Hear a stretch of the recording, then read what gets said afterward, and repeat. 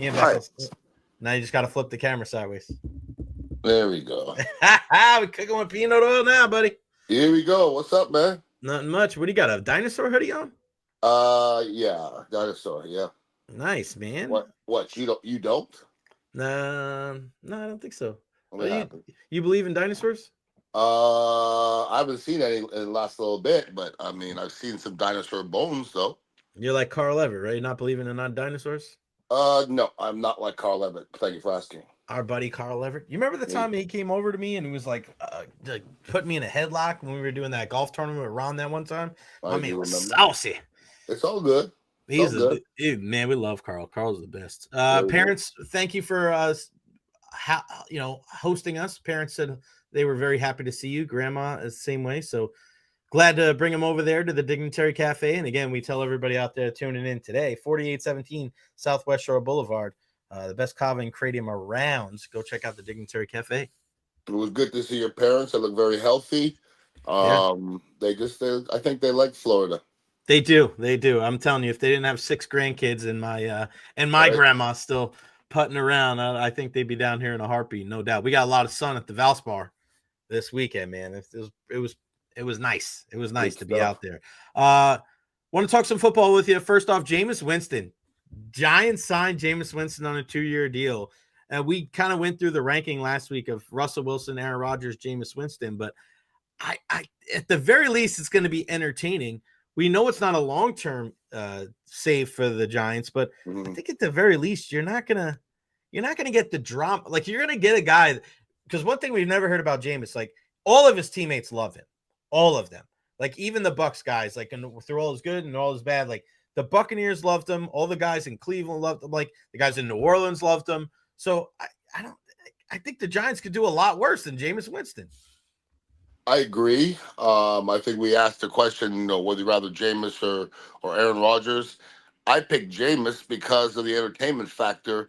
I don't think the Giants scored the playoffs with anybody. Okay, I don't.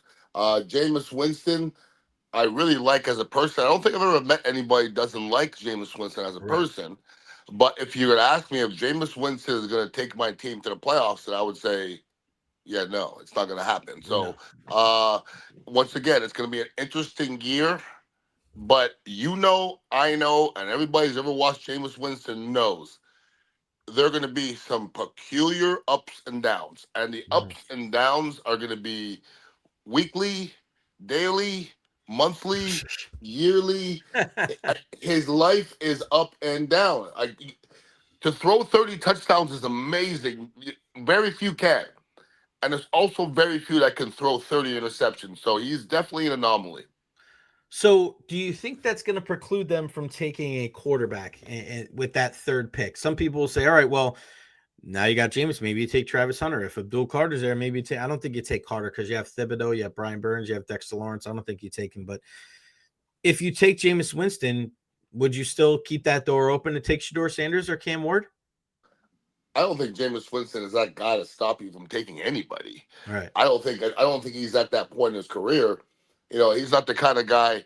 Well, once again, we're pretty deep into free agency, and a lot of the people being signed now aren't the ones that are deciding whether your team is good or not. Okay, so if you have a guy in the third pick in the draft that's going to change your team, I don't think Jameis Winston has anything to do with that pick. Jameis Winston, it was something that had to happen. I think it was 2 years, $8 million, which, as far as quarterbacks go, is almost nothing. Right. So they picked Jameis Winston because we don't even know Jameis Winston is going to start this year. He just was an acquisition by the Giants, and that was it. Yeah, and you know what's funny? We're talking about quarterbacks, and now we're hearing Cam Hayward, like, Aaron Rodgers needs to start dicking around and either get here or not get here. And I know that he finally visited with them. But there was I forgot who it was today. They were on with Mike Golick and Mike Golick Jr., and they were saying about, regardless of what we say about Aaron Rodgers and all the off-the-field stuff, there's not a lot of great quarterbacks out there. So people are going to continue to give Rodgers opportunities, whether that's right or wrong. Isn't that crazy, though? Like, for as much as people say this guy's great and this guy's not great and this guy's making all this money, Beck, you and I watch football every weekend. there's there's a lot of bad quarterback play out there. So you can kind of see it. I'm always with you, like, man, the off the field stuff with Rodgers, the headache, you never know what you're gonna go. But when you're looking at it from that aspect, there really isn't a ton of great options out there for dudes that can spin it. Well, if you really look into, what's happening now, Russell Wilson wasn't great last year. Was he good? Yeah, you could win with Russell Wilson. You could win with him. And it comes to a point where if you're a quarterback that you could win with, you're a hot commodity because there's not many of them out. Listen, you're a Giants fan. You should know it's hard to find a quarterback that you could win with. Okay, it's been a while. The last little while has been hard for you guys. Yeah. As a Buccaneer fan, we're blessed right now because, I mean, we have no complaints about Baker. But if you look around the NFL, there's a lot of crappy quarterbacking going on. But I still, to have a quarterback is important. But let's look at Cincinnati Bengals. They got a lot of talent. But if you think they're going to win, just winning is way more than just having talent. And being a quarterback that can take your team to the playoffs and deep into the playoffs, it's deeper than just being able to spin the ball. And I know Aaron was there. I don't think he's there now. I'm not quite sure if Jameis Winston was ever there, to be honest with you. We saw a couple of days ago that the Green Bay Packers were the team that are officially trying to ban the Tush Push. And we had this conversation a couple of months ago. I still think it's crazy that there's really no evidence that it has led to any kind of injuries. You just can't stop it. And I'm a little surprised that it's Green Bay out of all teams, right? And it's, you want to think A.J. Dillon, who's huge himself, another huge running back. Eagles just signed him, so you don't even need Saquon out there for the Tush Push because you got A.J. Dillon. Is it surprising that it's Green Bay? Does it not matter what team it is? But I just, there's no way you can ban this thing because if your main argument is that, oh, it's hurting people and there's no real evidence of that, Beck, it's not going anywhere. I don't understand the whole thing. I really don't. I don't think there's ever been a rule that it's not breaking any rules, Right. and everybody's able to do it. It's just I can. It's kind of like the skyhook. We were talking about the skyhook the other day. Mm-hmm. Yeah. Why doesn't anybody play shoot the skyhook? Nobody could ever stop it. I kind of tried to teach it last year at Chamberlain High School, and we did run the sneak a little bit. We ran out of shotgun. If we ran under the center, I'd run sneak all day long. It's just Right. a hard play to stop. And when you know what's coming and they're still running, they still can't stop it. Instead of crying about it, steal it, and do it.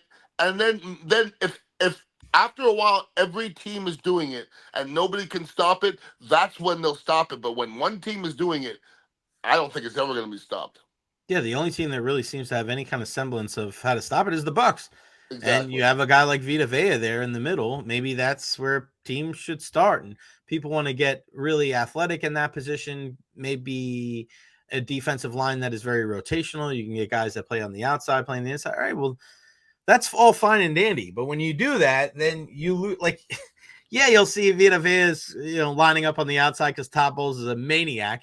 But usually that's a guy that's in the middle of your defense trying to clog everything up. And Ian, I don't know if you agree with me or not, but this is one of those scenarios where when you try to get too versatile and you try to have too many guys that can play a bunch of different positions, like sometimes the best way to stop things is just having a good foundation, like having two guys in the middle that are bigger dudes that can occupy blockers. I mean, that's easy to say. We happen to have a big 370-pound guy who could move like a cat. It's easy for us to say it. Right. How many Vita Veas are in the league? Yeah. Go ahead. Like if there's more, at the top of my head, the Eagles have a couple monsters in there. There's not a lot of Vita Veas. They're just not. Right. Okay, so and then if you really think about it, you're gonna bring up players to stop one specific play that they may not run. Mhm. Okay, you might play the Eagles and they may not run the tush push. It may not be that situation. So you can get a bunch of big grizzly bears, but if it doesn't come to that point, they're just gonna be sitting on the bench looking. So those grizzly bears have to be able to play football. We just happen to have a grizzly bear that can play football. Ian, today's Cam Ward's pro day there in Miami. Did you have a pro day at Indiana? Good question. Did you? Hell no. Now there was a pro day where there was a uh, few. Anthony Thompson was a running back at the time, was he was second in the Heisman. He said, "Yo, Beck, there's 4 teams coming to work out. If you want to come work out." I went and I ran. I ran the best 40 of my life. I ran a 4.87 at that time. But Whoa, oh yeah, yeah, 4.87. yeah, yeah, yeah, yeah. But Wow. individuals having pro days doesn't happen, especially not offensive linemen that are drafted in the fifth Well, round. no, I mean I think his is the Miami Pro Day. I'm just saying he's throwing at it today. It's not just for him. Okay, well then Yeah. that makes sense. We had kind of a pro day like that, but they weren't there to see me. I probably elevated my status a little bit.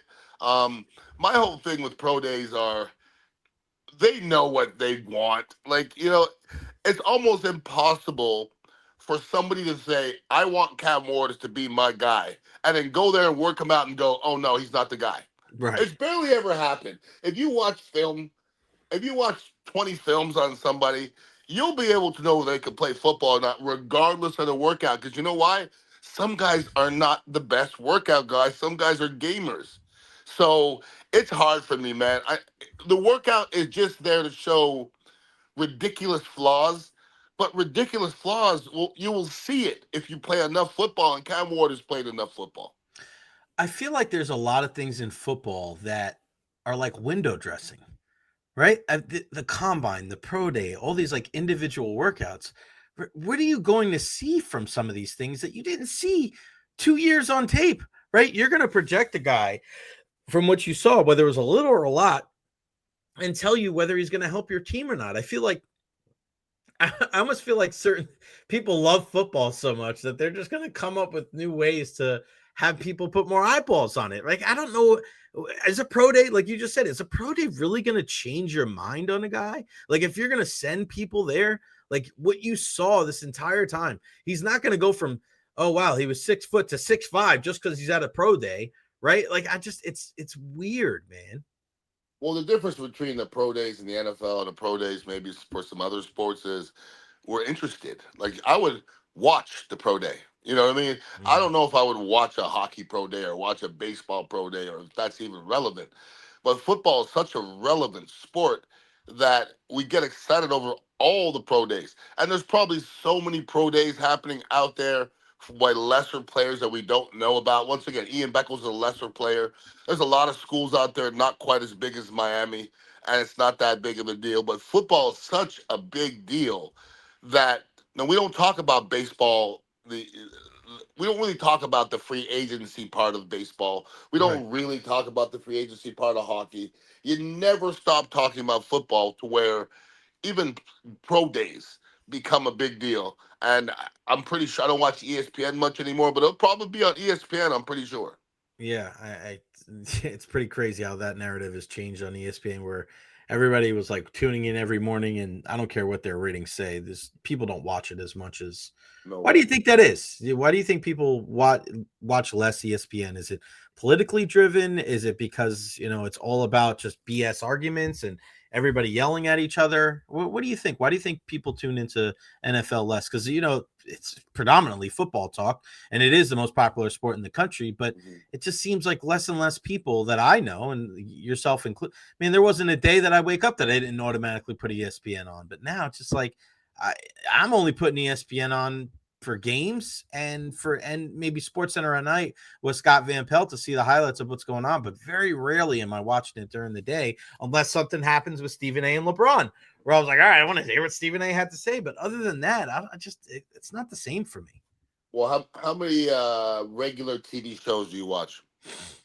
I mean, I'm a little different though. You know me. I'm a Okay, but wrestling watcher. I watch wrestling. I watch yeah, Jeopardy. I watch the games. But yeah, I mean, those. I think I know I'm not the only one though, right? Because I know like you and I, we have our sports friends that are big into sports, and Yeah. even my friends that have been in sports the whole time, they're just like it's the same old every single morning. Where it's like every story is revolving Mhm. around LeBron and the Cowboys, and I get that you're able to reach people from different markets because there's a lot of overlap there. But the people that are diehards that are big time sports fan, like it's tired. It's tired. It's the same old shit every single day. It seems like. Well, I think it's the evolution of sports. Listen, I'm an old dude. You might be old enough to remember watching Monday Night Football to get pretty much all of your football Right. knowledge for that week, right? Now, I don't know if many people watch Monday Night Football for their highlights because Mm-hmm. of the exposure. You know, you used to have to watch ESPN to find out what happened. When you wake up in the morning and you open your phone and you go to social media, before you get to the fifth thing, they're going to be telling you what happened. Yeah. So there's just so much knowledge out there. I'm on YouTube. Everything is in your algorithm. And ESPN, I don't even know where to find ESPN anymore, to be honest with you. I don't remember the last time I switched on ESPN because I have access to so many other things, and ESPN's not really even on the list anymore. When's the last time you went to a game in person? Any game? It's a good Any question. sporting event? Yikes. Yes. Outside of Uh Chamberlain. oh, I was gonna say this Chamberlain football count. No, it doesn't. The last time I went to a sporting event, Was it what a, opening day of the Rays a couple years ago? no, I've been to a hockey game since. Oh, I've been to a hockey game since when was this? Was it with the Bone guys? at the end of last year I went to a hockey game, I think. Yeah. I just don't do it anymore. Oh, yeah. I'm to a point, I swear to you, Jay, like people are like, "Hey, you want to go here?" I'm like, "That sounds like fun." And as I'm saying, it sounds like fun. The little man on this side is going, "You know, you ain't going to that." I don't go to anything anymore. I'm good. I like my television. I'm good. Yeah, we had a little get together for my birthday last year, and it was at a bar up here. And I just remember the other day, like that you and Ponzo went, and I went. That probably took a lot out of Ian to just go all the way up there, and Ponzo drove. So Where was it? it was in Citrus Park area. Oh hell no! I must like you. I was like, that's our good friend right there. I was like, Ian doesn't even like to leave. Somebody asked the other day, is Ian there? It's like, there's a really good chance that he's there. Really Yeah, good chance he's there there you and go. around. What's new around the cafe right now? What do you got going on?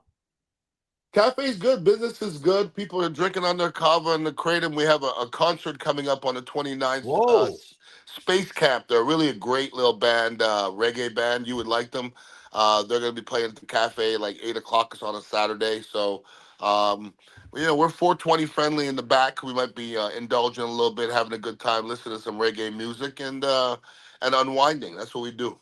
What about any other stuff? Karaoke they got? Who's the young lady that I does think, karaoke over there? yeah, Fancha does karaoke. It may be this French. Saturday. I'm not quite sure, but yeah, I guess look at the website. I The guess, yeah. socials. I mean, I saw there was some whatchamacallit. There was a lot of people singing the other day. I saw the social media Singing. post that went out for the karaoke. Probably was an old one that they were Oh, showing. okay. It's been a while. A lot of stuff going on there at the Dignitary Cava, Dignitary Cafe. Go check them out. 4817 Southwest Shore Boulevard. Beckles and Recher podcast will be live again this Wednesday at 3:00. So go check us out then. Beck, appreciate it, my friend. Have a great rest of your week. I'll talk to you Wednesday. It's good to see you, brother. Deuce. Yes, sir. One love.